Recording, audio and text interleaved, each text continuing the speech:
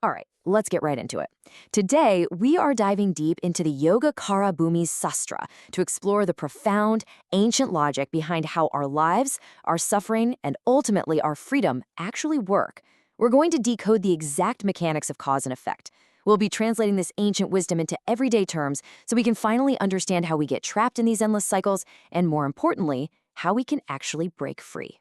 Because this philosophy is incredibly dense, here is our roadmap for this explainer. 1. The logic of life. 2. Karma across 3 lifetimes. 3. The tree of suffering. 4. Reverse observation. And finally, 5. The peace of nirvana. Starting with Section 1, Dependent Origination, or the fundamental logic of life. So in plain, everyday terms, dependent origination is the ultimate unbreakable law of cause and effect. Absolutely nothing, and I mean nothing, is self-made or just spontaneously pops into existence out of nowhere.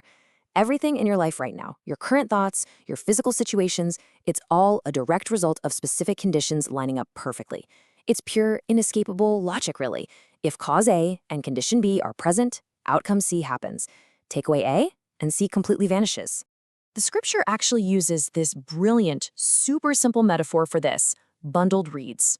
Just imagine 2 bundles of reeds leaning against each other. If you pull one away, the other immediately crashes to the ground.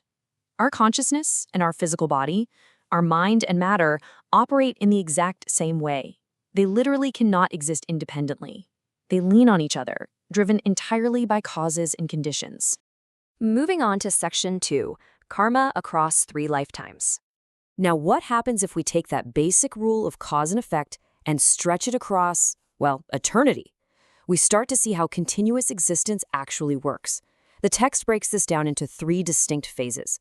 Think of it kind of like planting a garden.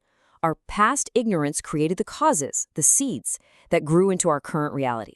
And right now, in this very moment, how we react to our present reality, our current actions and cravings, is laying the absolute groundwork for our future rebirth. The cycle of life is really just cause and effect echoing endlessly across time. Let's actually pop the hood and look at the exact mechanics here. It all starts with step 1, ignorance. Because we don't fully understand how reality works, we take blind actions. And these actions are what we call karma. Step 2, those actions plant a powerful, energetic seed of consciousness. Then, step 3, that momentum literally propels consciousness to take on a new physical form, entering the womb to create what the text calls name and form, basically a new mind and body.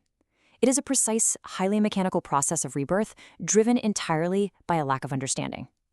Which brings us to Section 3, the tree of suffering and craving. To make this abstract cosmic machine feel deeply visceral, Maitreya Bodhisattva hits us with a profoundly relatable metaphor. The text states that the foolish or non-intelligent person constantly irrigates the tree of future existence with the water of craving. Think about it. Every single day, through our modern attachments, our endless desires, our anxieties, we are unknowingly acting as our own worst gardeners. We're taking that water of craving and pouring it directly onto the roots of our own personal tree of suffering, pretty much guaranteeing it grows larger and digs deeper into our lives. And this creates an incredibly precise domino effect. It starts with a simple feeling. You experience something pleasant or unpleasant. That feeling then turns into a craving. You desperately want more of it, or you want it to go away. Craving then hardens into grasping. You become attached. You refuse to let go. Grasping locks the gears of becoming into place, which inevitably leads to birth and all the pain that follows. Once those dominoes start falling, suffering is mathematically guaranteed. All right, Section 4. Reverse observation and how we actually cut out this ignorance. So, how do we dismantle a machine that's been running on autopilot for lifetimes? Well, sitting under the Bodhi tree, the Buddha didn't just look forward. He did something completely ingenious. He reverse engineered the whole thing. Step 1, he noted that old age, death, and pain only exist because we are born. Step 2, birth only happens because of the momentum of craving and becoming.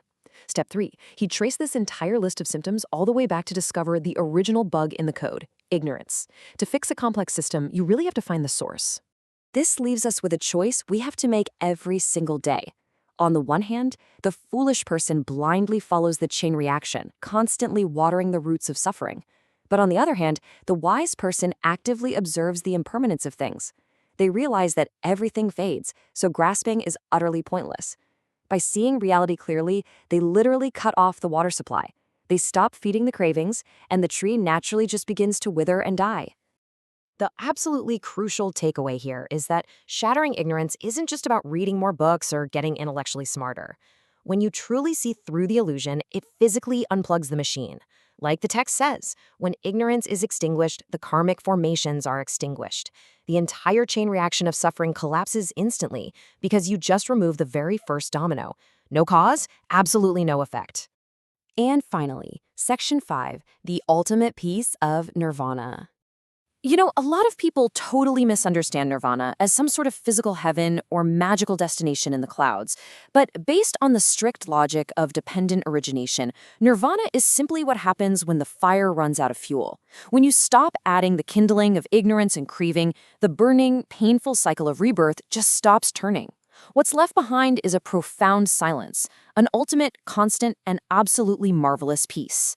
There's this vivid image in the ancient text that I absolutely love to explain the state. It compares the practitioner to a potter taking a hot, freshly fired pot straight from the kiln and placing it down on the extremely cool shore of nirvana. Just think about how perfect that is. It perfectly captures the profound relief of liberation, taking an overheated, exhausted consciousness that has been burning in the cycle of life for lifetimes and finally setting it down in absolute, unshakable coolness. As we wrap up and you reflect on these majestic, deeply logical teachings of cause and effect, I want to leave you with a real puzzle to chew on. If you, right here and right now, are simply a bundle of reeds held together by temporary conditions, if your entire existence is just an ongoing chain reaction of past karma, and ultimate liberation means extinguishing that fire entirely, who exactly is the one waking up? Where does your self actually reside? Let that sink in. Thanks for joining me on this deep dive into the mechanics of reality.